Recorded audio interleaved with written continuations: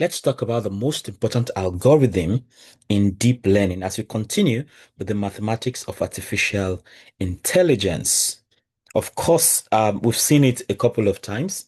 They talk about gradient descent. So basically, the most important algorithm in deep learning is gradient descent. So the learning objectives here will be to understand why optimization is central to machine learning. Explain the purpose of gradient descent, understand gradients and derivatives, derive the gradient descent update rule. I mean, we've done that a couple of times. Then we also perform gradient descent manually, implement gradient descent in Python, then apply gradient descent to linear regression. Okay, then we distinguish between batch, stochastic, and mini batch gradient descent and build a gradient descent optimizer from scratch. Can we go now? So we start with why do we need gradient descent? So machine learning, of course, is fundamentally an optimization problem, right? It is all about, starting from a particular state and taking in data and making better decision with every additional data that you have. So that's why it's an optimization problem. That's making the most of the resources available to you. So machine learning is fundamentally an optimization problem. When we build a machine learning model such as the neural network, its parameters like weights and biases are initialized randomly. So the starting point is random, but then going forward, I mean, the subsequent video, you're going to see why it starts randomly, but it doesn't continue randomly. So it's not random. So you have a random starting point, but you then have a guided search to the optimal solution instead of having a continuous random search. For example, weight is 2.4 in the beginning and bias is minus 0.8, for instance. So these random values usually produce poor predictions, as you can always expect. So our goal during training is to continuously adjust these parameters until the prediction error becomes as small as possible. So this process is called optimization. The algorithm that performs this optimization is the gradient descent, and that's why it's the most important algorithm, for neural networks. So in simple words, gradient descent repeatedly adjusts the model parameters so that the prediction error decreases. So we see the optimization problem as it is posed. Suppose a model predicts house prices. Suppose our model predicts house prices. You have house 123 with actual price 253, 24, 10, whatever units of money, and you have the predicted price to be 280, 354, 390. The prediction errors are, 250 minus 280, that's 30. That's, I mean, absolute value, that's 30. 320 minus 350, absolute, that's 30. 40 minus 390, that's 20. So a common loss function is the mean squared error, which I think I explained that in one of the previous videos, maybe the last one or the one before that. We have the mean squared error. So you get the errors, you square them, you sum them up and find the average. So and divide by the number of data points or number of data points. I think that's one way to go. Now, number of training examples, yeah. So a common loss function is the mean squared error that we've seen here, that we're seeing here. So where yi here is the actual value, yi cap is the predicted value. So for every predicted value, you subtract from the actual value, and then the difference is the error. You square that, then you sum up and you divide by the number of training examples. So the objective then is to minimize the loss. So we want to minimize that loss. And the gradient descent helps us find the parameter values that minimize this loss. So the work of gradient descent is to find the parameter value that minimize the loss function. So again, we talk about understanding the objective function. Suppose you want to minimize the function f of x. Don't forget, I mean, what you want to minimize here is the loss function. So, which as a function of its parameters. So, suppose you want to minimize the function f of x. Imagine the function as a mountain, right? So, high values represent large errors, low values represent small errors. The lowest point of the mountain is called the minimum, and then the gradient descent repeatedly moves downhill until it reaches this minimum. So this idea is similar to rolling a ball down a hill. At every step, the ball naturally moves in the direction of steepest descent. Imagine that we have a mountain like this. So we have, I mean, it can be of any form. Okay, let's say we have this. You can even like have like a mountain ring, but let's say we have something like this, and then here you have, you know, your mountain, and then you have a ball here. So, or even a human being, maybe you're trying to walk down. This is such a steep slope. So you have to move gradually. So the goal is to get to the lowest point here where there's stability. So you have to go gradually, gradually. And that's why it's called descent, gradient descent. So you are walking down the slope like that until you get to the destination like that. So that's exactly what's happening.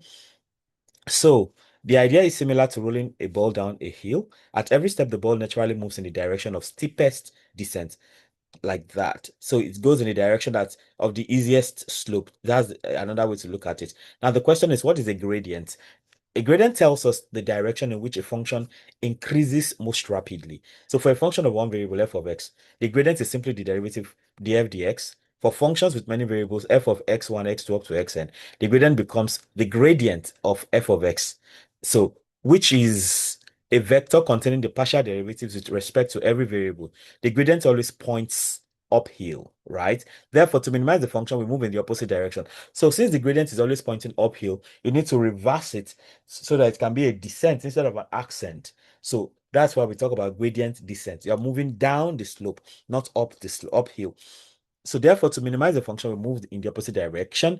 So the gradient descent update rule, of course, we've seen it this several times. So the gradient descent algorithm updates the parameters using x new equals x old minus eta grad f of x, where x old is the current parameter, x new is the updated parameter, eta is the learning rate, grad of f of x is the gradient. The negative sign is important because the gradient points toward increasing values. So to minimize the function, we move in the opposite direction.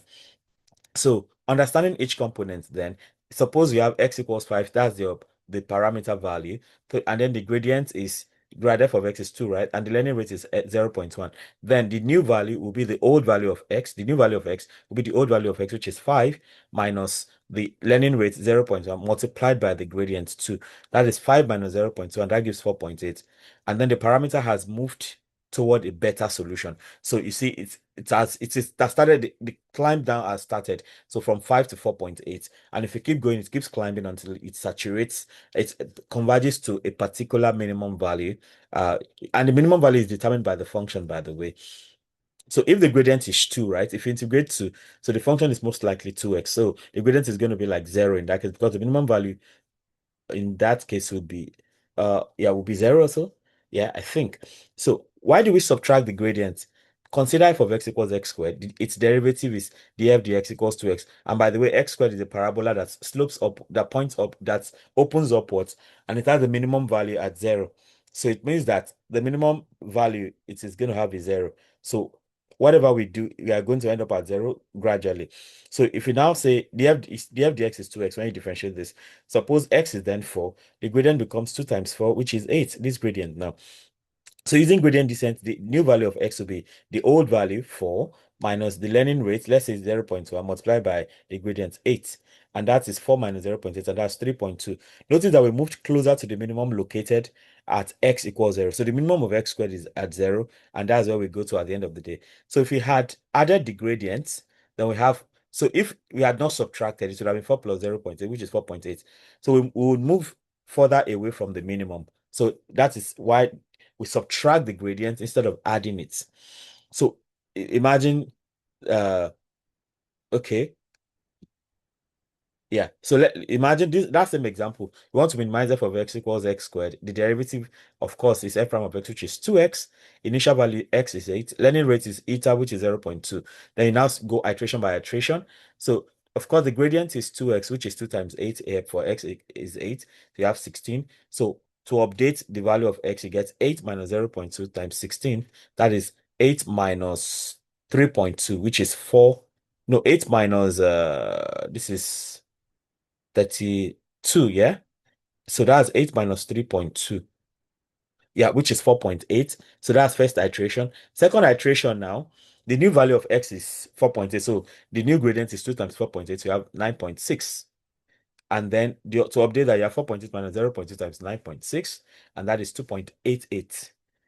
So iteration 3 now, you get the new gradient. That's 2 times 2.88, which is 5.76. You update that x is 2.88 minus 0.2 times 5.76, and that is 1.728. Now you see the sequence becomes 8 to 4.8 to 2.88 to 1.728, and it keeps going until it goes to 0. So the algorithm gradually converges to the minimum. The minimum of x squared, as we know, if you plot it on a graph, is is 0, at the base.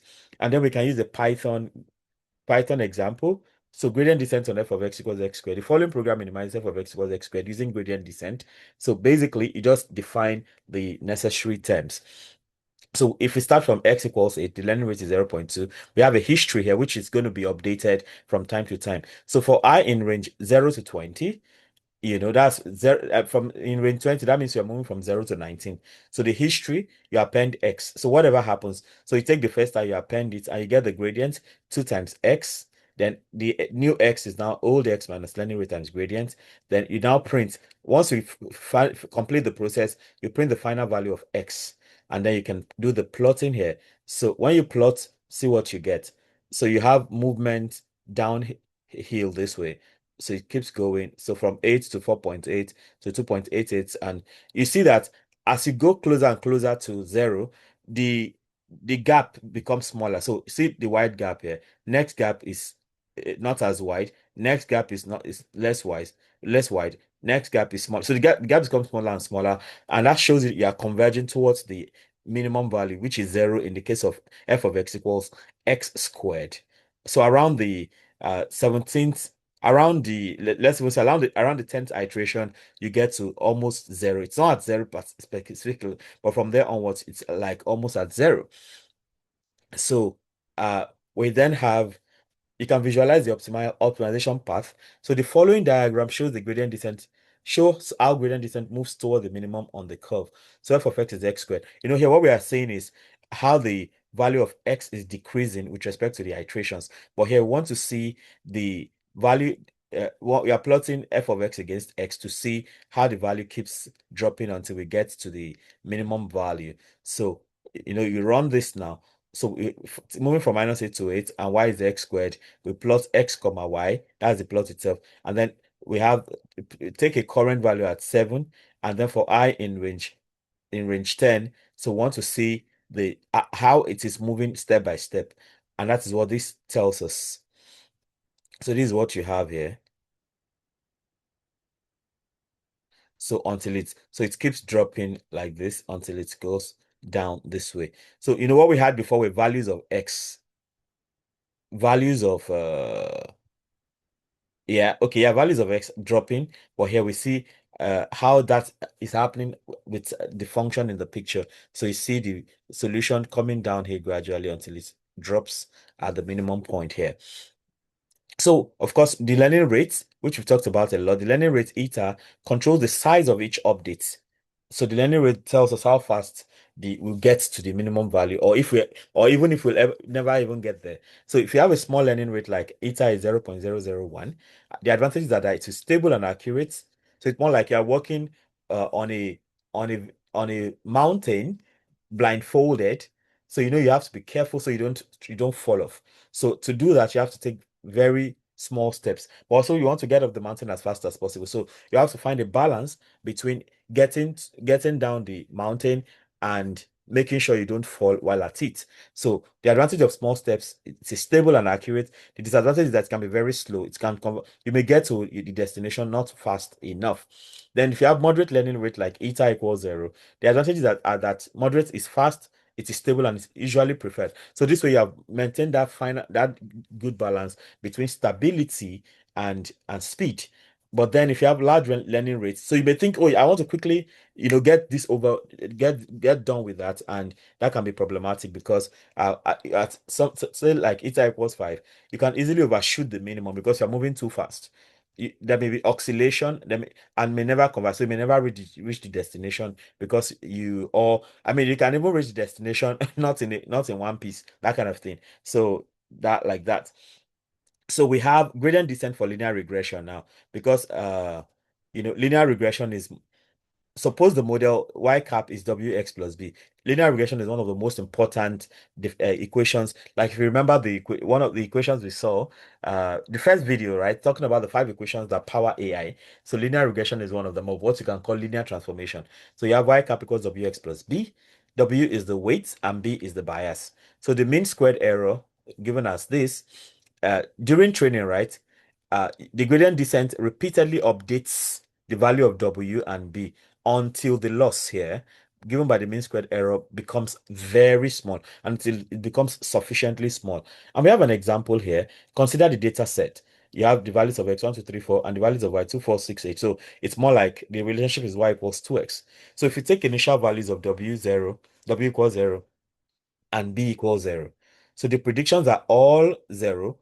The predictions are all 0, producing a large loss. So if you put, yeah, the predictions are all 0 in short. So after many gradient descents, you discover that at the end of the day, W tends towards 2 and B tends towards 0. Because even from here, if you write this out, it's more like if you write it in terms of WX plus B. So W here is 2, B is 0. So we started with a good prediction of B, but a bad prediction of W. So, but of course, even at that, you still end up achieving W equals 2 and B equals 0 if you apply gradient descent. Of course, the derivative here is a constant. It is 2. The gradient is constant 2. So, and that's why you'll easily end up there. So we can, plot, we can do this using Python now. So, um, so we have the x values 1, 2, 3, 4 as an array, and then we have the y values 2, 4, 6, 8, showing the relationship is y equals 2x, and then we have initial value of the weight 0 0.0 and the bias 0 0.0. Then the learning rate, if you take the learning rate to be 0 0.05, so any learning rate you choose, the only thing is that you still end up getting 2 and 0, but how fast you get there is determined by the learning rate. So you want 500 epochs. So 500 epochs means you are doing the whole process 500 times, and then you set up this whole thing, and by the time you're done with that, you have 1.99. So with a big learning rate, you need more epochs to get to the same results. So imagine if I make it 5,000 epochs, you get I mean, the values are closer now. Bias is now like, okay, when it was 500, see what it was. Okay, so it's still like 3 point something times 10 raised per minus 4.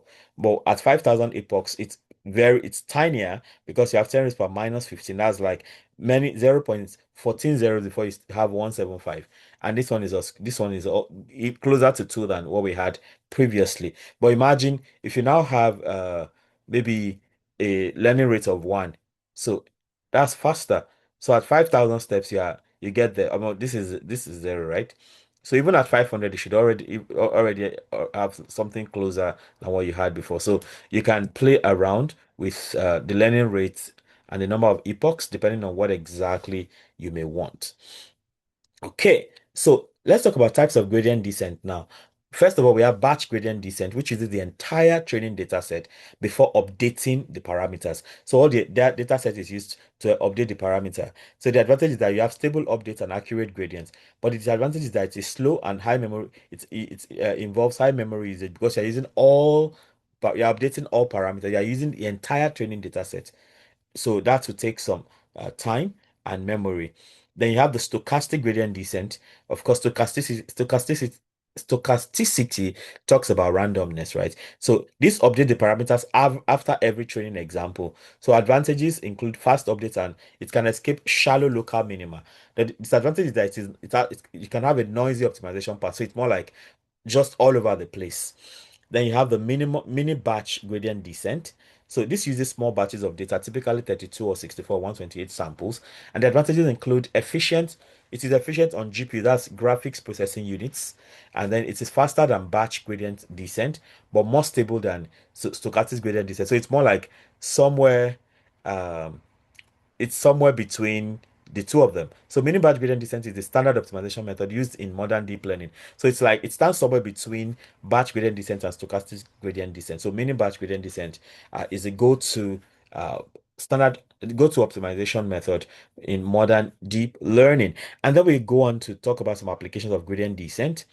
Gradient descent is used to train many machine learning models, including linear regression, logistic regression, artificial neural networks, deep neural networks, convolutional neural networks, recurrent neural networks, long short-term memory networks, transformer models, autoencoders, generative adversarial networks, and all that. So almost every modern deep learning model relies on gradient descent or one of its improved variants. So, so what are the challenges of gradient descent? First of all, some common challenges include local minima. The algorithm may converge to a nearby minimum instead of the global minimum.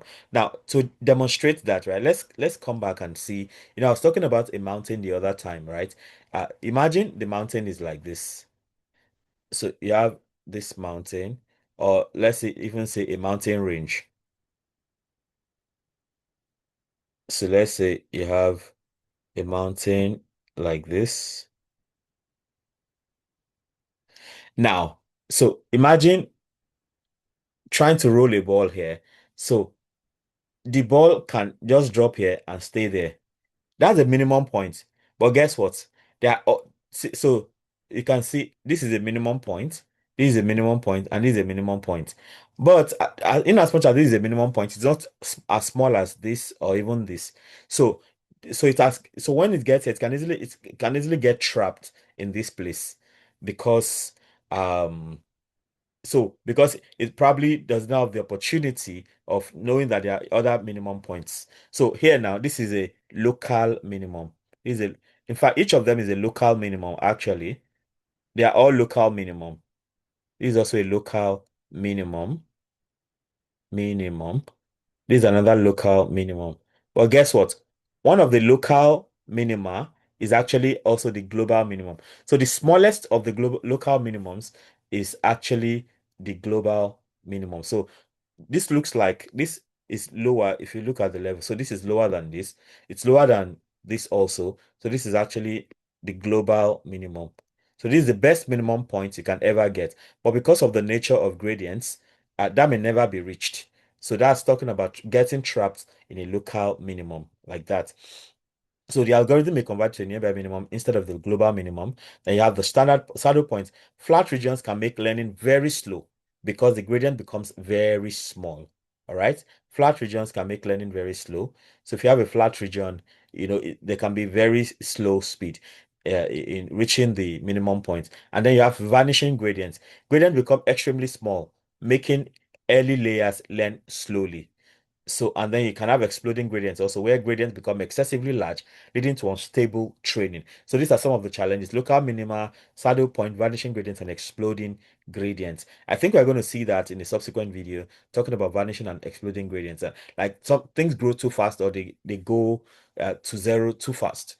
So we then have modern gradient-based optimizers. Many popular optimization algorithms are improvements over basic gradient descent. So these include momentum, Nesterov accelerated gradients, ADA-GRAD, RMS prop, Adam W. All of these algorithms still follow the same basic idea that you compute the gradient and update the parameters in a direction that reduces the loss. So let's look at a mini project here. We want to build a gradient descent from scratch. So implement gradient descent to minimize f of x equals x squared plus 4x plus 4. The derivative is f prime of x, which is 2x plus 4, and the minimum occurs at x equals minus 2. I mean, how do you see that? You can plot, or you can also you can do it analytically, but plotting is easier. Let's go to decimals as usual. X squared plus 4x plus 4 now. X squared, x raised to power 2 plus 4x plus 4. So you see the minimum point, the minimum value here is where you have x to be minus 2 and y is 0. So that's what we have there. So anything, whatever happens, at the end of the day, you should get as close as possible to minus 2 if you don't get to minus 2 specifically. So here, so import matplotlib.pyplot as PLT. So define f of x. So return x squared plus 4x plus 4. Then define the gradient of x. So you have 2x plus 4. So let's say x is equal to 8 and the learning rate is 0.1. You have the history of x and the history of the loss. So for everything in range 50, that's 0 to 49. So you get the loss history and you append. You append so for f of x, and then your x now is x minus learning rate dot grad multiplied by grad, And then if you do all of that, you end up with the optimal value, which is minus 1.999, which is, of course, we are gunning for minus 2. So minus 1.99 is really close to that. In fact, to the nearest whole number, it's minus 2. To the first decimal place, it is minus 2. Second, two decimal places, it's minus 2. Three decimal places, it is minus 2. Even four decimal places, it will still be, okay, four decimal places will now be 1.999. Yeah. So it's too convincingly. So you can see the whole process now. So when it's approaching when so as the optimal value of x is approaching minus 2, the loss is approaching 0, like that. So in addition, in connection with this exercise now, you can change the learning rate to 0.01. So you can just come back and change to 0.01. So you get something slower. In fact, let me try to do that. 0.01. So now, so here you need, so you see, it's not like what you have before. So the getting to 0 is slower, like compared to when it was 0.1. So it all depends on what you want. And the answer is not as good, you know. So in this case, you need many more steps. So maybe if you now do 500 steps, you can then see how it goes to 0 in that case. So, you have to do a balance between epochs and learning rates. The epochs are like the number of the process you want to do. So you can experiment with all this and see how this whole thing plays out. You can change to 0.5, you can change to 1.2. Then you observe how the convergence changes. Okay, I mean that's what we just did up there. Then you can start from different initial values such as minus 10, 0, or 20. So here we started with 8. So let's imagine we start with minus 10. So this may take a bit more time to get. Okay, this is still looking good because we have a fast something here. So minus 10. So, but it won't be as fast as when we started with. Oh, yeah, minus 10 is okay. Minus 10 is not as close. Minus 10 and 8 are equidistant, I think, from minus 2. So it's like about the same thing because the ultimate is minus 2. So you can also modify the objective function to say f of x is x raised by 4 and derive its gradient and plot both parameter value versus iteration, loss versus iteration, then generalize the program so that it can optimize any differentiable. So these are possible things you can do with that gradient descent algorithm we have here. So you want to try that out. And of course, in summary, we see that in this lesson, you learned that machine learning is an optimization problem. Of course, then gradient descent minimizes a loss function by moving opposite the gradient. And then the update rule is x new x is old s minus learning rate times the gradient of f of x. Then the learning rate controls how large each update is. Then gradient descent is used to train neural network by updating weights and biases. The mini batch gradient descent is the standard optimization method in modern deep learning. Advanced optimizers such as Adam, RMS prop, and momentum are extensions of the basic gradient descent algorithm. So, uh, so we have some practice problems then. So solve the following problems without referring to the worked examples in the lesson. So you want to try your hands on this. They are pretty straight to the point. Of course, as usual, I'm going to solve two of them. So you can see problems 1 to 4 clearly here. Then you can see problems 5 to 8. Then 9, I'll be taking care of 9. Consider f of x equals x squared minus 8x plus 20. Find the value of x where the gradient is 0. Okay, we're going to do that. So from here, you can see problems 9 to 10. I mean, 9 to 14 altogether. 9 to 14. So I'll be solving 9 and 14. So this is 14. Starting from w equals 0, use the update rule from problem 13 with eta equals 0.1. Okay. Okay, yeah, we can do that. Yeah, so yeah, let's do this. Yeah. Then we can then see 15 to okay, we can see 15 to 20 here. So you can see 15 to 19 here. 15 to 19 and then 20 like that. So let's go ahead and deal with problems 9 and 14 as we bring this home. Yep.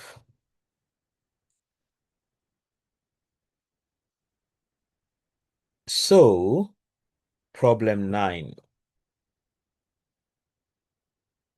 So in problem 9, we are given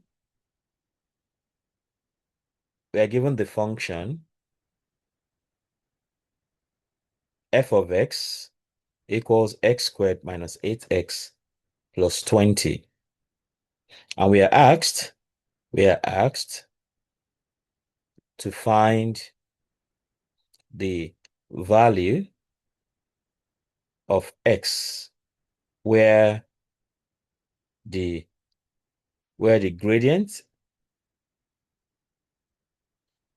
is 0. Okay. So what we just need to do here is this. So of course, f of x is x squared minus 8x plus 20. So we need to compute the gradients.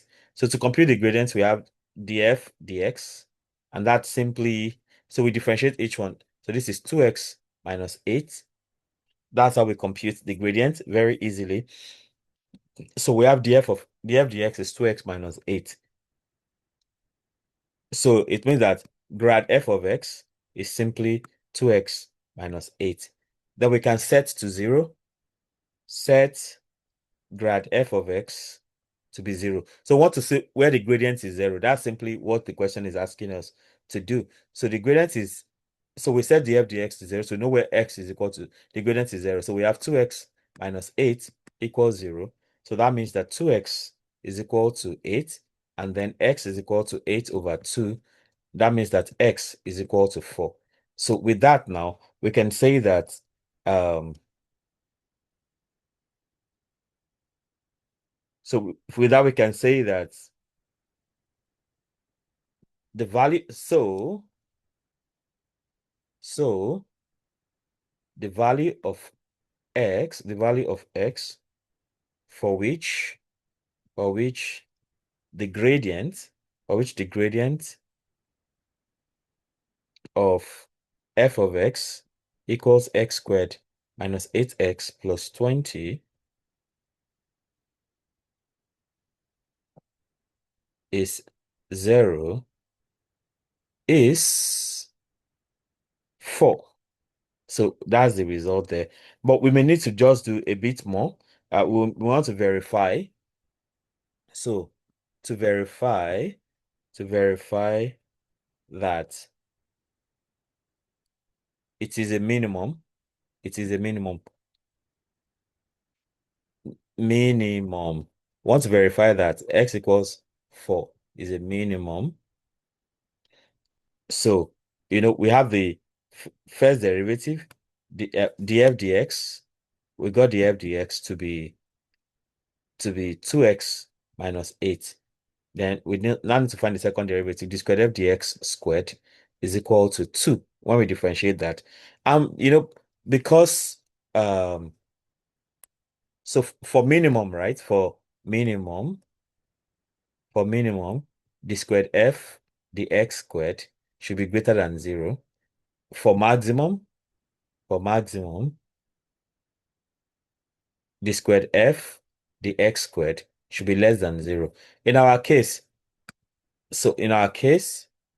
since the squared f dx squared is equal to 2, and that is greater than 0, so x equals 4 is a minimum.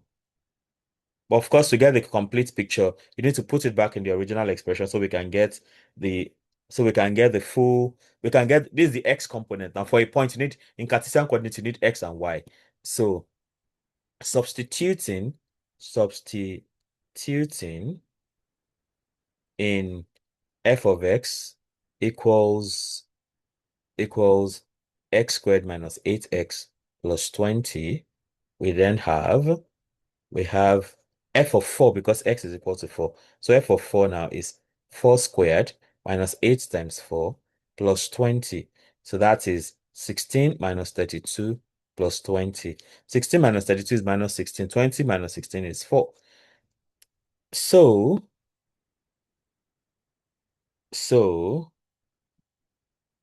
the gradient, so the gradient is 0 at x equals 4. That's one step. Then the minimum minimum value of the function, the minimum value of the function is f of 4, which is equal to 4. Thus, gradient descent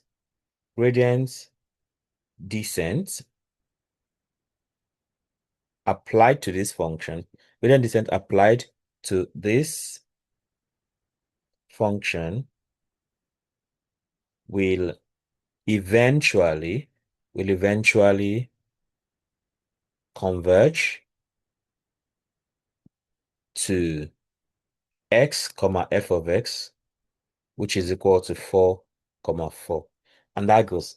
So it means that if this were to be the function describing a loss function, so you expect that the minimum value of x is going to be 4, while the minimum value of f of x will also be 4. So this is what this should be converging towards. So that's problem 9 right there. Let's go for problem 14. So problem 14.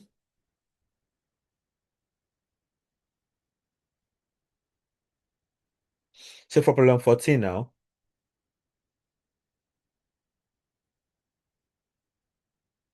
okay, let's see what problem 14 holds again. Problem 14, yeah, starting from, so we consider we are focusing on this loss function. Starting from w equals 0, use the update rule from problem 13. So this problem 13, with eta equals 0.1 to compute the parameter after 5 gradient descent iterations. So we need 5 iterations. So let's breeze through that quickly. So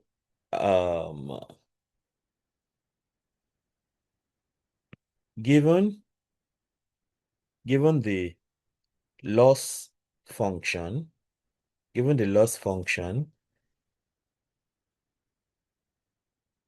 L of W equals 2W squared minus 16W plus 5.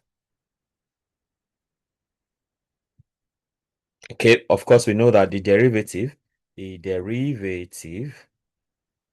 is dl dw, and that is equal to, differentiate that as 4W minus 16. So we can say, therefore, the gradient descent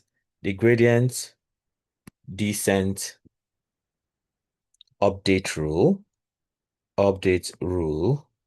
is the new value of W new is equal to W old minus eta into 4W minus 16.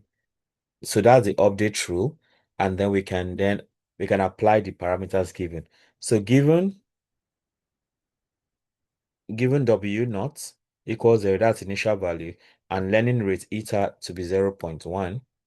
Okay, so we then compute 5 iterations. We compute 5 iterations. So we start with iteration 1. So of course we can do that straight up. So let's call that W. So we are given W naught, right? So let's call that W1. W1 will be W naught minus eta into 4W naught minus 16. So of course this 4W here will be W old. Think. Yeah, that'll be W old. Yes, W old. So in that case now W1 will just be W naught. That'll be W naught is 0. So you have 0 minus eta is 0.1 into 4 times W naught. Okay, 0 again. Minus 16. So that W1 now, after the first iteration, we have W1 equals 0 minus 0.1 into 4 times 0 is 0 minus 16. So W1 is equal to 0 plus 0.1 times 16, that's 1.6.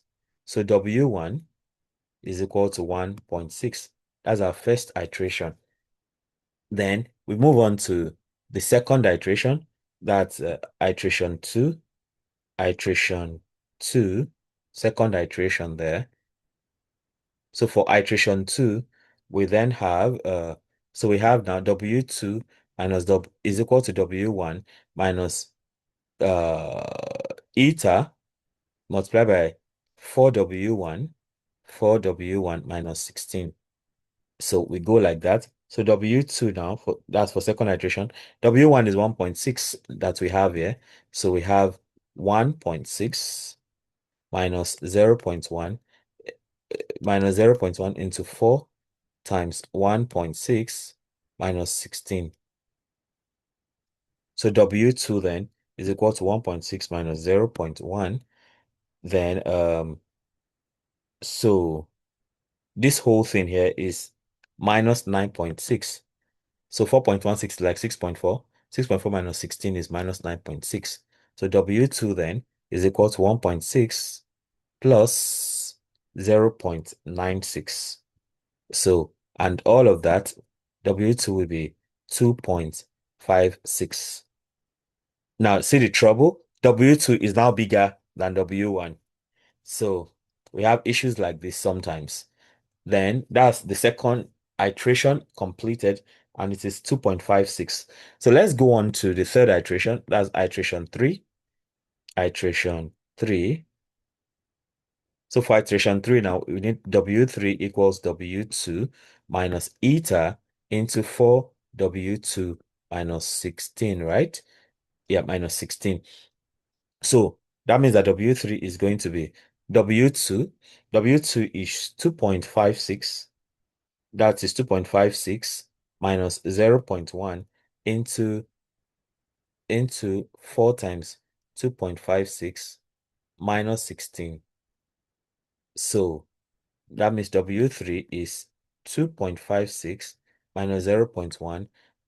Now, this whole expression is going to be minus 5.76. Minus 5.76 if you compute that. So W3 is equal to 2.56 plus 0.576. 0.576. So W3 then is equal to 3.4816. So you see, W3 is growing.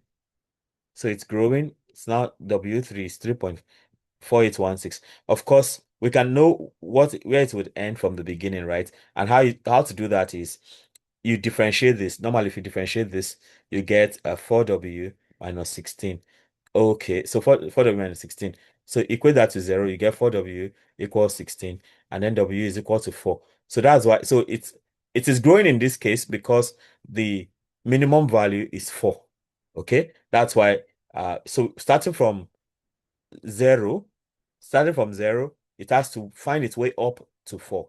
So that's why it's been increasing towards 4. So we are doing well. So, in case you are wondering, so you can already know where the result should be going based on the function from the beginning. Just get the minimum point, minimum strictly. So the function may have, it may have more than one result. If this was power 3, for instance, you can have, you're going to have two turning points. That is differentiate and equate to 0. So the values you get. So in that case, you're going to have to. So you have to verify which one is the minimum. So that is what it's to be tending towards. So this is telling us that we are doing the right thing. And then we move on to uh the iteration 4, iteration 4. So for iteration 4 now, we have W4 equals W3 minus eta into 4W3 minus 16. So W4 now is equal to W3, which is W3 is 3.4816. 3.4816.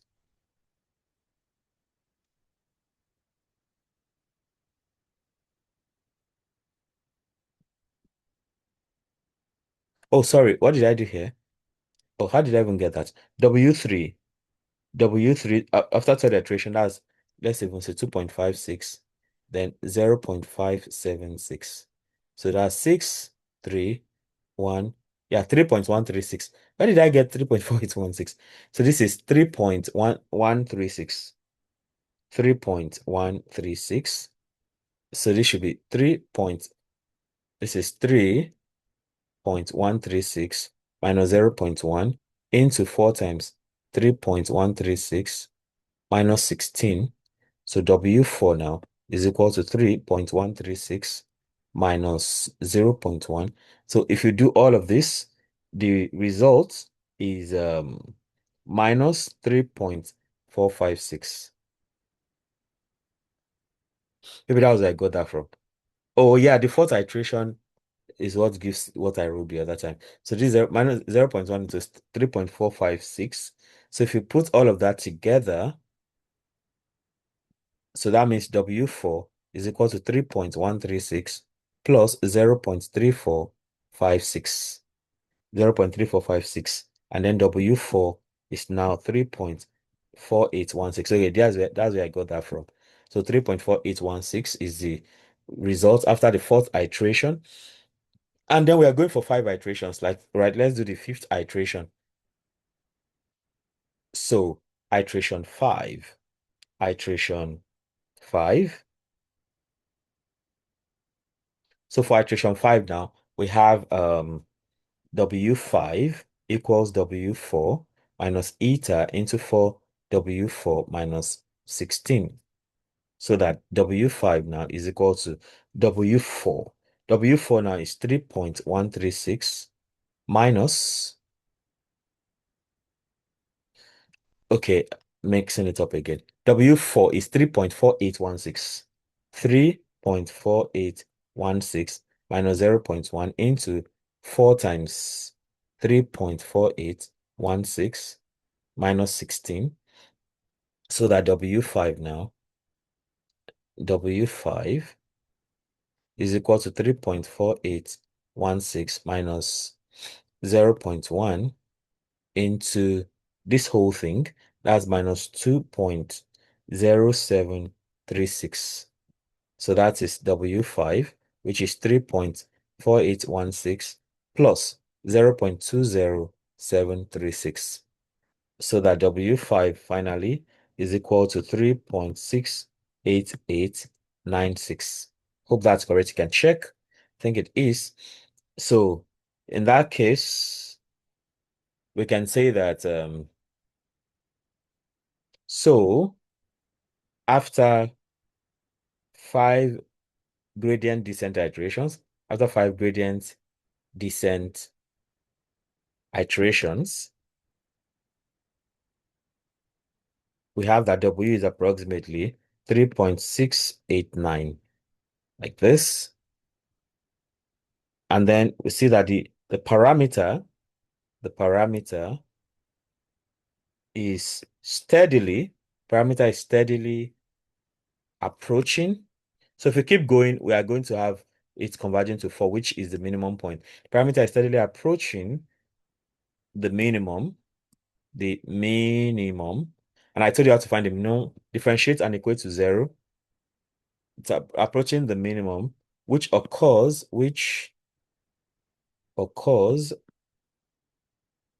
at 4W minus 16 equals 0. And that implies that W is equal to 4. So that's why you see the value of W growing towards that. And on that note, we are done with this particular video talking about the most important algorithm, the most important algorithm in deep learning, the most important algorithm for deep learning. So again, I'm going to show you the questions so you can try your hands on them. They're pretty straightforward. So just like we know, AI is powered by very simple ideas carried out on large data sets, and that's why it becomes something very massive. So you see questions 1 to 5 right here, questions 1 to 5 here. Then we have 6 to 10 all here, 6 to 10. Then 11, you can see all of 11 to 15 here. I did I literally did 13, of course. Well, what I did was more technically 13 and 14 together.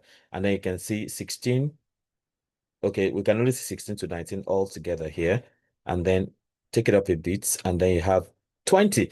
So with this, we come to the end of this interesting video talking about the most important algorithm for neural networks, which is simply gradient descent. We've talked about it a lot in previous videos, and then this also adds some dimensions to it. So I hope it's pretty clear now. Let me know how helpful this is for you, and if there's something else you'd like me to try out, feel very free to let me know.